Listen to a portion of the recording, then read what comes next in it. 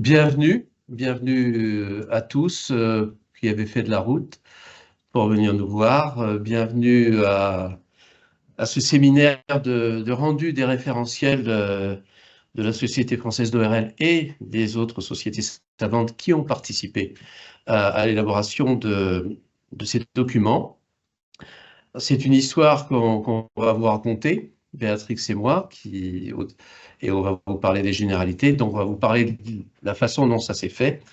Et puis ensuite, au cours de la journée, on va décliner les différentes localisations et chapitres qui ont fait l'objet de travaux de groupe auxquels nous avons aussi participé. Et chaque groupe ou son représentant va venir nous parler des différentes localisations. Donc, ce séminaire est prévu pour durer jusqu'en milieu d'après-midi. Et je remercie encore d'y participer. Et c'est là qu'il faut que je fasse passer la diapo.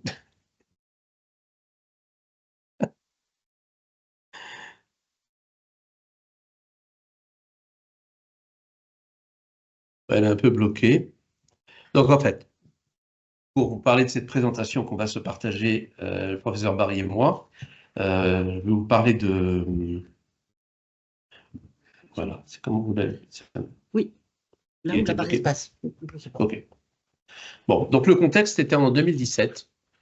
Nous avons été sollicités par nos amis du réseau Oncolor à l'époque sur un appel à projet de l'INCa qui concernait effectivement de façon générale la production de référentiels de traitement pour des localisations, des spécialités.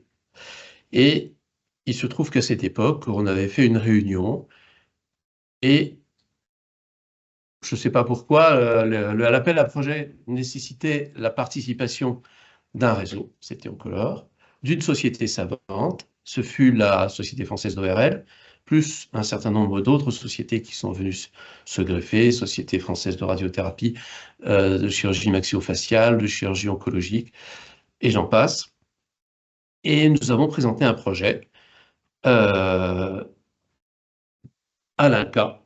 Il se trouve que ce projet a été accepté. Donc il s'agissait de la mise en place de parcours de soins ou de protocoles de prise en charge, de référentiels, on peut les appeler comme on veut, et qui intéressaient les tumeurs des voies aérodigestives supérieures. Tout ça dans un contexte d'évolution à l'époque, d'évolution juridique, d'évolution des lois, des réformes des autorisations de pratique de la cancérologie, tant chirurgie, radiothérapie ou oncologie. Donc, avec cet appel à projet, on a eu une note de cadrage avec des objectifs. Les objectifs étaient de disposer de recommandations valides et actualisées, donc sous l'égide de la SFORL et d'autres sociétés savantes. Il fallait, et c'est un gros projet, homogénéiser les pratiques au niveau national, intégrer les nouvelles pratiques, tant chirurgicales que radiothérapiques, ou les nouveaux traitements médicaux, faciliter, optimiser les décisions prises justement en RCP de façon à ce qu'il soit homogène dans toute la France et qu'il soit dans l'intérêt des patients.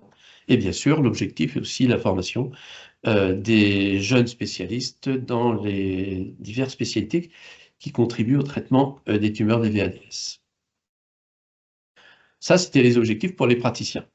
Pour les patients, l'idée était de garantir la qualité des soins et sécuriser les parcours. Et puis, il fallait aussi, dans le même état d'esprit, assurer une égalité des pratiques, quel que soit le territoire ou le lieu de traitement. L'idée, c'est que, où que vous soyez sur le territoire français, vous ayez la possibilité d'être traité de la meilleure façon possible.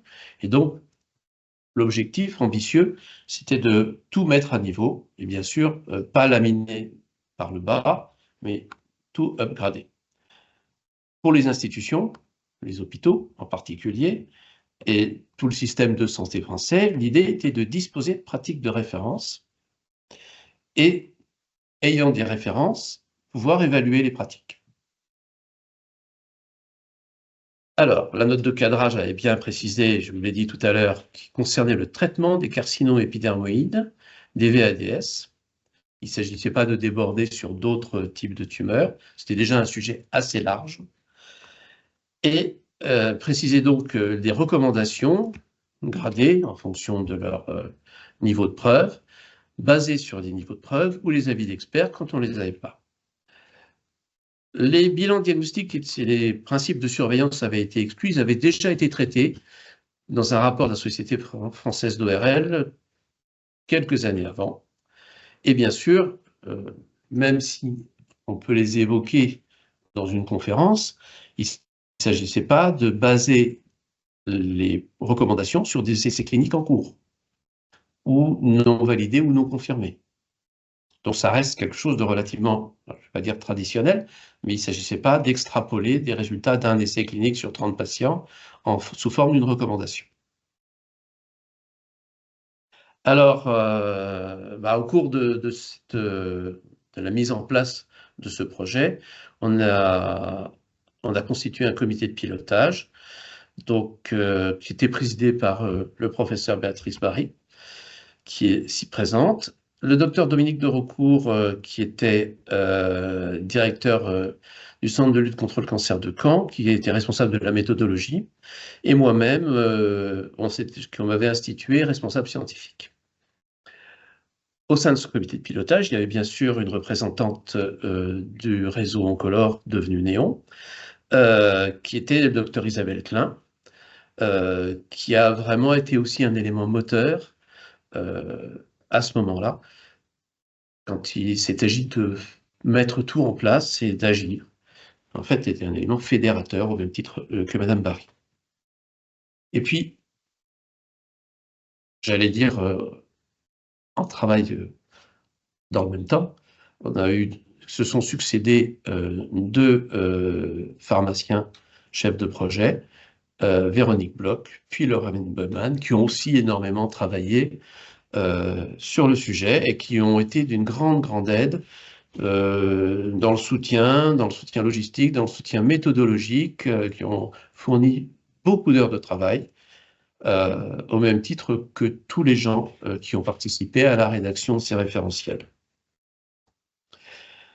Alors, la façon dont les choses se sont écrites, c'est qu'il y a une première partie dans le document qui sont les généralités du principe de prise en charge, les soins de support y compris, et qui ont fait l'objet d'une publication dans le bulletin du cancer, de deux publications, même une parlant de la méthodologie et l'autre de l'ensemble des généralités.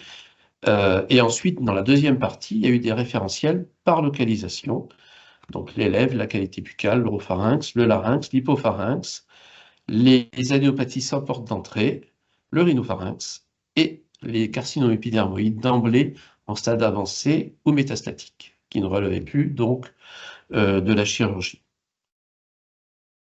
Et là, je vais passer ensuite la parole à Béatrice, juste pour évoquer le fait que notre petite équipe, notre trinôme, a passé d'excellents moments de travail, mais vraiment de travail, en particulier, et pour lui rendre hommage, parce que maintenant il est retraité chez le docteur de Raucourt, qui a toujours une maison à Saint-Malo, où on a pu se retrouver pour travailler durement et être récompensé le soir par quelques fruits de mer. Tu as la parole, Béatrice.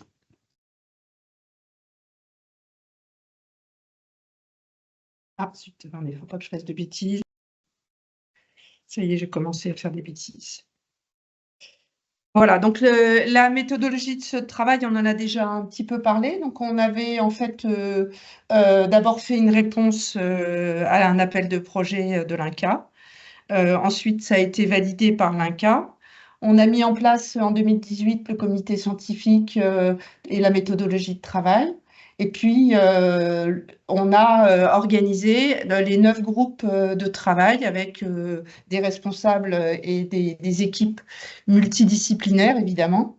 Et donc, on a commencé à travailler pendant 2 ans,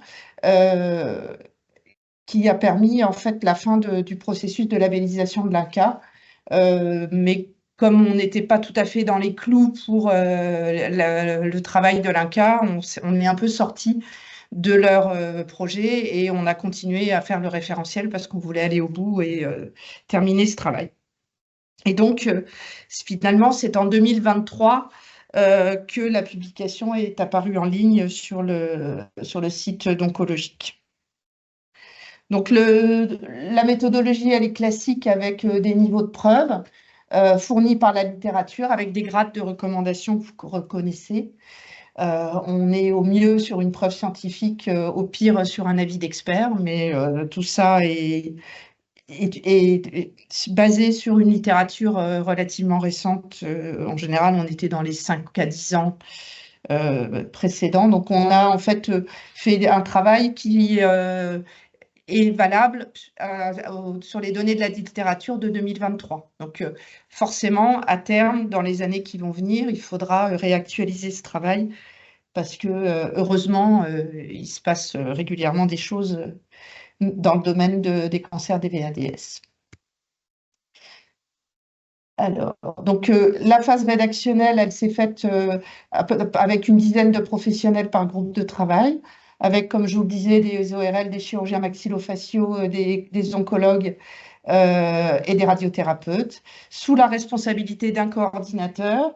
Et il y avait un suivi par quelqu'un du comité de pilotage pour chaque groupe qui permettait en fait de travailler avec de faire avancer en fait le travail parce que on est tous très pris par notre vie quotidienne et donc il fallait faire avancer les groupes de travail régulièrement. Donc comme je vous disais, la version qui a été soumise à l'INCa n'était pas satisfaisante pour eux. On avait un petit peu dépassé le délai de labellisation, mais on a eu des petits soucis de personnes qui ne sont pas rentrées dans les groupes et qu'il a fallu retrouver d'autres personnes. Donc, on a quand même, heureusement, grâce au réseau, notamment Néon, pu aboutir au travail et finir le travail. Donc, les coordinateurs de groupe, donc il y a pour le chapitre carcinoépidermoïde de la cavité buccale, c'est le professeur Bertrand Beaujat. Pour les adénopathies métastatiques, le professeur Erwan de Monès, qui est à Bordeaux. Nicolas Facry de Marseille pour les carcinoépidermoïdes des lèvres. Et vous voyez, il y a certains coordinateurs qui sont également membres de groupes de travail dans d'autres groupes. Donc, il y avait des charges de travail importantes. Renaud Garel qui s'est occupé du chapitre carcinoépidermoïde non ressécable et non opérable et métastatique. Philippe Gorff sur l'hypopharynx et Sylvain Morinière qu'on verra tout à l'heure qui va nous parler des carcinomes épidermoïdes de l'oropharynx qui sera en visio. François Moua, donc, qui est à Lille, qui s'est occupé du chapitre épidermoïde du carcinome épidermoïde du larynx et qui sera en visio également cet après-midi. Et Sophie Renard, que vous allez voir tout à l'heure, qui a travaillé sur le nasopharynx et était membre du groupe de travail carcinome épidermoïde des lèvres, donc, et qui, elle, est oncologue radiothérapeute ici à Nancy. Donc, les membres des groupes de travail, alors il y a, il y a une liste un peu large de médecins. Donc, on a essayé de répartir un peu sur toute la France. On a essayé de répartir aussi des gens de toutes les spécialités qui sont impliqués sur le plan médical dans la prise en charge des carcinomes épidermoïdes des VADS. Et voilà, donc on a un nombre important de médecins qui sont impliqués dans ce travail et il a fallu après mettre en place un groupe de relecture. Donc il y a eu donc une phase rédactionnelle dont je vous ai parlé qui, avec des réunions régulières pour vérifier l'avancée des travaux. Et puis, on a eu un appui, comme vous le disiez, le professeur d'Olivet, un énorme appui logistique du réseau Néon sur toutes les phases du travail, parce que une fois les chapitres rédigés, il fallait les mettre en place, réactualiser, faire des corrections. Et donc, heureusement qu'on les avait, je pense qu'on n'aurait pas pu travailler tout seul. Ensuite, il y a eu une phase de relecture. Donc, on a fait un appel à candidature. On est parti aussi, on a demandé à des sociétés savantes, à la Coresca et les DRCRC de région. On a obtenu en fait un large panel de relecteurs, puisqu'il y avait quand même 98 relecteurs. Et il y avait des questionnaires. Donc ça aussi, c'est la logistique et l'informatique actuelle permet de très bien travailler sur ce genre de choses, puisqu'il y avait un outil qui permettait aux gens de faire une relecture assez organisée, qui nous permettait, nous, après, d'avoir des relectures sur les remarques de manière ponctuelle, sans avoir à relire tout le travail à chaque fois. Donc, on avait une cotation qui permettait aux relecteurs de donner une pertinence des paragraphes pour chaque chapitre.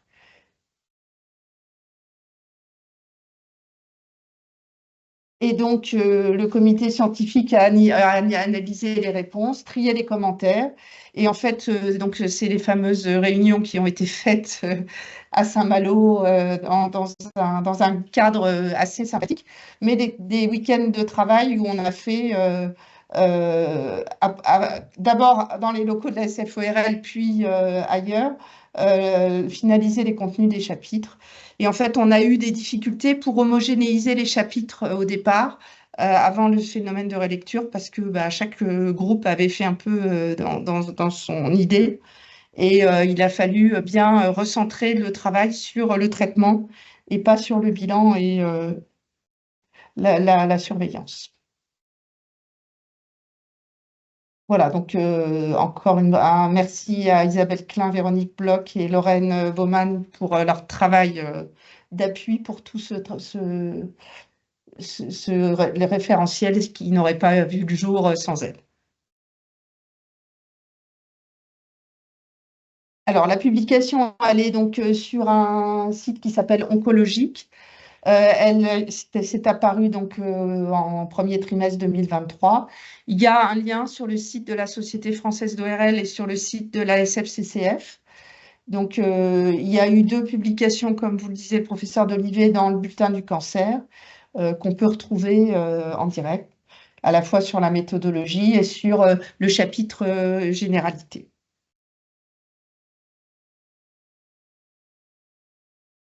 Donc, la première partie, elle est très, à mon avis, très intéressante, et surtout pour les jeunes, parce qu'elle nous donne un petit peu des notions très générales de la chirurgie et des traitements et de la radiothérapie sur la manière dont on doit gérer les patients. Donc, c'est général, mais c'est intéressant. Sur les traitements médicaux qui sont utilisés en ORL et sur les soins de support. Et puis après, il y a chaque sous-groupe avec chaque localisation, car comme vous le savez, malheureusement, en ORL, on ne traite pas qu'un organe, et chaque organe a ses spécificités et ses modalités de prise en charge particulières.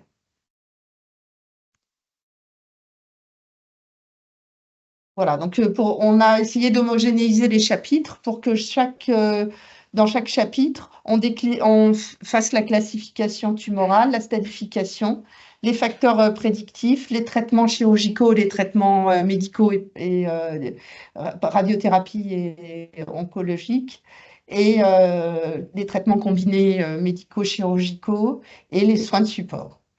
Il fallait évidemment tenir compte des particularités de la tumeur, hein, donc notamment pour l'oropharynx, l'HPV, l'état général et l'âge du patient, les localisations multiples, synchrones ou métachrones qui en ORL ne sont pas exceptionnelles, et donc les modalités du traitement qui doivent suivre les bonnes pratiques et adapter aux besoins spécifiques du patient, à son terrain, à ses pathologies associées.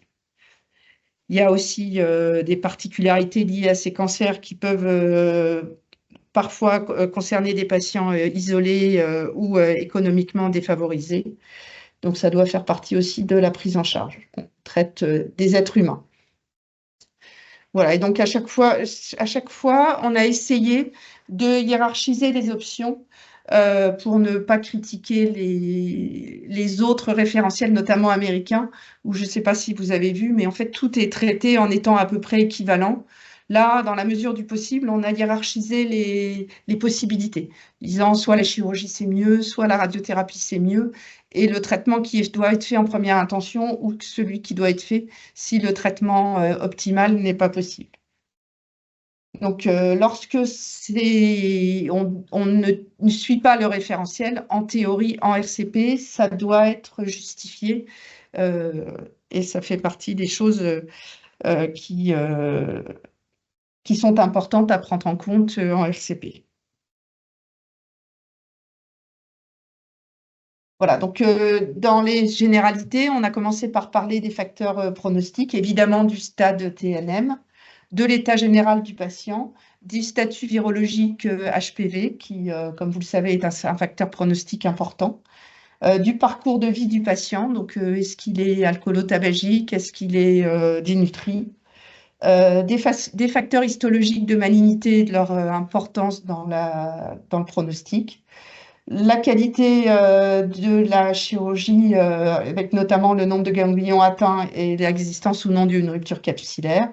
Et puis, on a essayé d'intégrer les délais de prise en charge et la coordination de traitement, sachant qu'il faut quand même un peu lutter pour arriver à optimiser les parcours de soins des patients pour être dans les clous, ce qui n'est pas toujours très facile.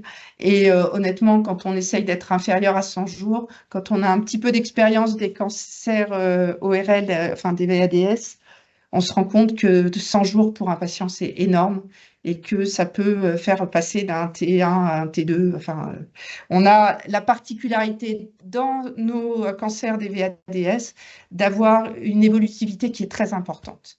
Et donc, en fait, on a un petit peu l'impression de courir après le temps et il ne faut surtout pas attendre le résultat d'un premier examen pour demander le suivant. Il faut essayer d'avoir une vision un petit peu globale et de partir sur plusieurs champs en même temps pour arriver à avoir des délais de prise en charge qui ne sont pas trop longs entre la première consultation d'un spécialiste et le début du traitement. Donc, la prise en charge chirurgicale, donc, il faut voir qu'il y a une grosse différence entre opérabilité et résécabilité. Parce que opérer un patient, c'est opérer un être humain qui a un certain âge, qui peut avoir des comorbidités importantes, qui peut avoir des volontés aussi importantes. Il y a des patients qui refusent, quoi qu'il arrive, d'avoir une trachéotomie. Et donc, il faut également que les séquelles soient acceptables. Et de plus en plus, vous le verrez dans les présentations, le fait de pouvoir manger, parler, respirer, c'est un petit peu la moindre des choses. Et on va être moins agressif sur le plan chirurgical si on peut permettre aux patients d'avoir moins de séquelles. Donc, on est dans une optique de prendre en compte évidemment le patient et les séquelles de notre traitement. Et puis, va se poser le problème de la résécabilité qui, elle, est plus de la responsabilité du chirurgien avec l'aide de l'imagerie et de l'endoscopie et qui va voir s'il peut faire une résection R0.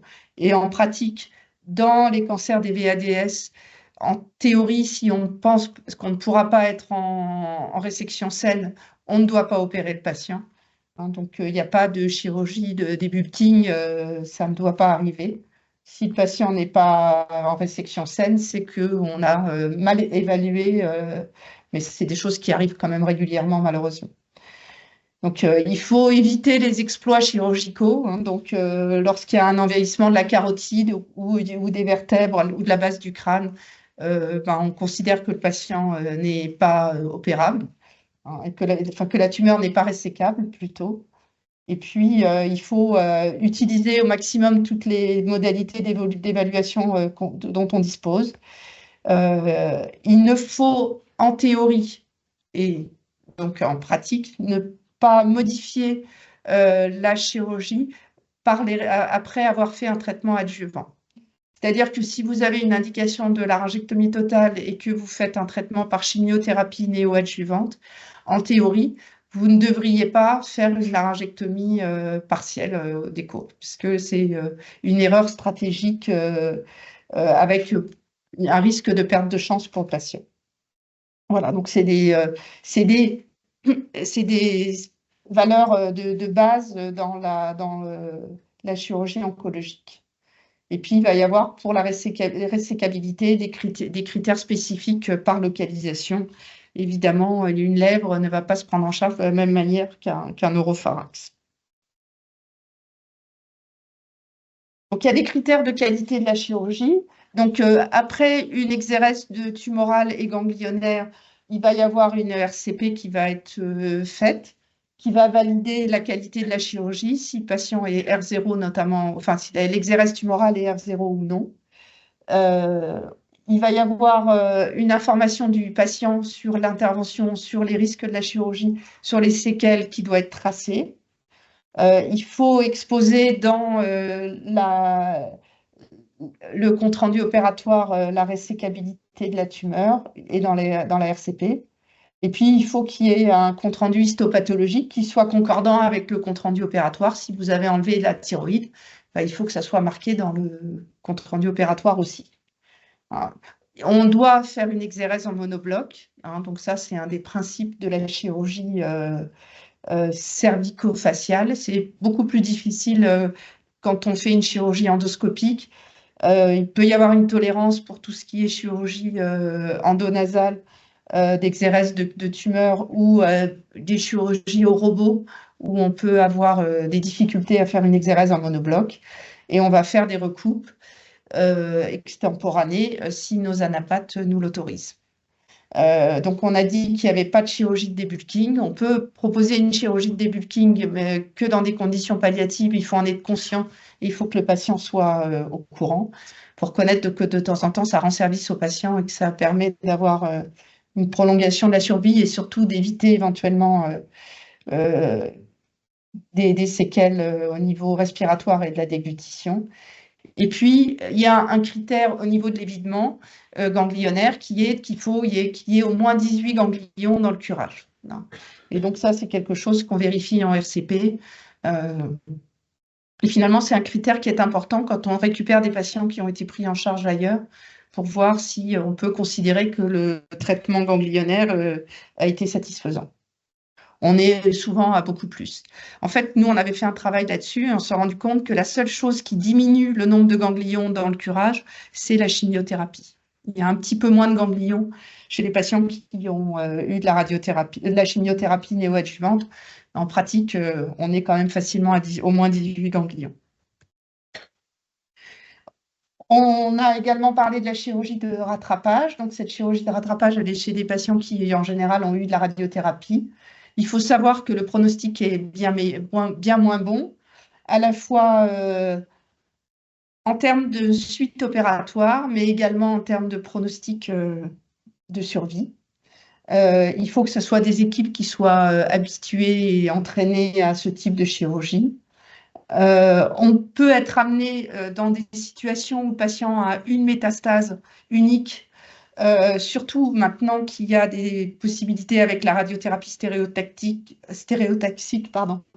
de faire un traitement assez simple et rapide d'une métastase unique, notamment pulmonaire, ce qui est plus souvent le cas. Donc, dans ce cas, on peut discuter une chirurgie de rattrapage chez un patient qui est oligométastatique. Et puis, on le sait, chez les patients qui sont post-radiques, la chirurgie de rattrapage, ça va être la seule proposition curative possible, sachant que maintenant, il y a des alternatives de traitements médicaux avec l'immunothérapie et la chimiothérapie, mais qui exceptionnellement donnent des possibilités de survie prolongée aux patients. Mais c'est un petit peu mieux qu'il y a quelques années. Donc la radiothérapie, évidemment, c'est un outil majeur du traitement des cancers des VADS. Donc classiquement, le patient va avoir 5 séances par semaine pour faire un traitement de 50 à 70 degrés sur 5 à 7 semaines. Idéalement, post-opératoire, la radiothérapie doit être faite dans les 4 à 6 semaines. En pratique, on est très souvent pas loin des 8 semaines. Et puis, cette radiothérapie, elle est souvent associé à de la chimiothérapie. On le verra en fonction des localisations. Et puis, il y a des alternatives en cas de contre-indication de la chimiothérapie classique. C'est le cétuximab, la radiothérapie hyperfractionnée. Donc, ça va être chez des patients très sélectionnés avec deux séances par jour, ou la radiothérapie hypofractionnée qui, elle, va être proposée plutôt à des patients fragilisés, notamment des patients qui sont âgés. La curithérapie, donc, c'est une méthode d'irradiation conformationnelle très localisée qui va consister en fait à mettre une aiguille et de faire une radiothérapie sur une tumeur en place ou sur un lit opératoire qui a des marges d'exérèse qui ne sont pas satisfaisantes. Donc, s'il y a des localisations très spécifiques, il ne faut pas être proche de l'os. Il y a des localisations qui sont particulièrement intéressantes, qui notamment les lèvres. Et puis, donc, il y a des contre-indications comme l'os dont je vous parlais. On ne traite pas les aires ganglionnaires quand on fait de la curithérapie. Et malheureusement, c'est une spécificité qui se perd un peu. Et il y a très peu de centres qui le font, donc il faut y penser. On a tendance à l'oublier parce qu'on a de moins en moins de centres qui proposent ce traitement. Donc ne pas hésiter à le proposer, y penser dans des situations spécifiques et adresser les patients au centre spécialisé pour qu'ils gardent en fait cette compétence. On a tous dans notre région un centre qui fait encore de la curithérapie, mais il faut penser à eux pour qu'ils travaillent.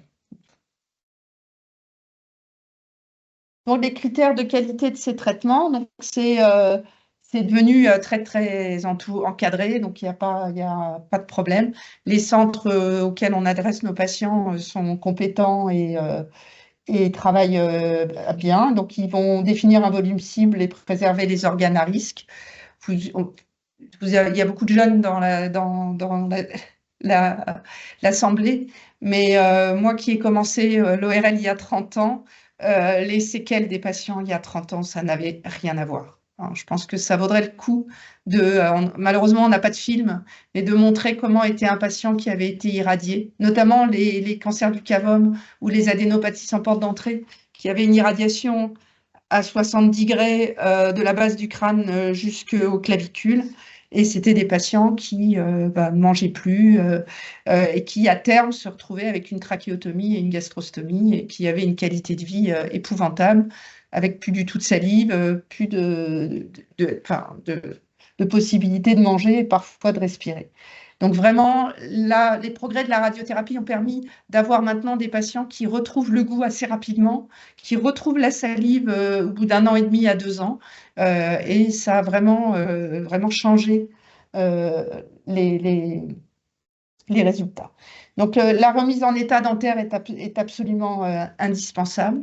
Hein, c'est un élément auquel il faut penser très vite dans la prise en charge des patients, parce que s'il y a une dent à soigner, une dent à retirer, ça peut retarder de manière significative le début de la radiothérapie, et du coup, ça a un impact sur le pronostic. Il faut penser à dire aux patients qui sont fumeurs qu'il faut arrêter de fumer pendant la radiothérapie. C'est un élément très important de tolérance et de séquelles du traitement. Maintenant, tous les patients devraient être irradiés en 3D avec une modulation d'intensité. Et le traitement, il faut bien expliquer aux patients que c'est un traitement qui est continu, qui ne doit pas être interrompu et qu'il ne va pas falloir changer de centre au milieu du traitement ou partir en vacances ou dire qu'on arrête. C'est vraiment important d'aller au bout, même si c'est des traitements qui sont sur le moment difficiles à supporter. Les traitements médicaux, donc on a la chimiothérapie d'induction, donc avec un traitement de référence qui est le TPF. En fait, ces chimiothérapies d'induction, elles ont été très largement utilisées. Nous, on appelait ça la chimiothérapie d'accueil. C'est bonjour, vous avez un cancer des VADS, on va vous faire un peu de chimio, puis après on décidera. Non, ce ne sont pas des recommandations. Les recommandations, c'est de préserver, en fait, de réserver la chimiothérapie d'induction aux préservations d'organes. Donc, il y a effectivement des exceptions. On a parfois des patients qui ont des tumeurs qui sont très rapidement évolutives. Vous le voyez, en 15 jours, la tumeur a pratiquement pris soit doublé de volume, soit pris 30% de taille. Donc là, dans ces cas-là, il y a une indication de chimiothérapie d'induction, mais ça ne doit pas être la règle. Et puis, il y a le traitement par chimio-radiothérapie, donc avec du cisplatine qui va être fait de manière hebdomadaire ou en 3 cures. Et on a des alternatives en cas de contre-indication au cisplatine qui sont le cetuximab ou le carboplatine. Et donc, ces traitements médicaux, ils peuvent se faire tumeur en place ou en post-opératoire. Ça va dépendre des décisions de la RCP, des localisations et du patient.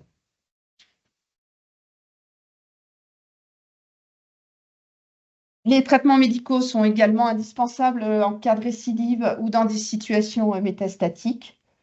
Donc, si le patient a une récidive et locale qui n'est pas opérable, ou s'il est en situation métastatique, donc plus qu'une petite oligométastase, on va, si le patient est en bon état général, discuter en fonction du CPS de lui faire soit un traitement par immunothérapie qui va être seul ou associé à une chimiothérapie, soit un protocole extrême qui va, chez les patients qui ont un CPS bas, être un traitement où on va associer de la chimiothérapie et de l'Erbitux avec l'Erbitux en traitement d'entretien. Il est très clair et on l'observe très bien que si la maladie est menaçante, il ne faut pas faire de pembrolizumab en monothérapie parce qu'on a tous vu des patients qui évoluaient sous immunothérapie et donc il est plus raisonnable de leur proposer une chimiothérapie pour permettre d'empêcher cette évolution. On peut faire aussi un protocole TIPEX en alternative au protocole extrême. Et chez les patients qui sont en seconde ligne, donc quand ils n'ont pas eu d'immunothérapie en première intention, quel que soit leur CPS, on peut leur faire une immunothérapie, donc, indépendamment du PDL1 qui est donc le CPS. Voilà. Et donc, cette seconde ligne, ça peut être une mono ou polychimiothérapie associée à l'immunothérapie.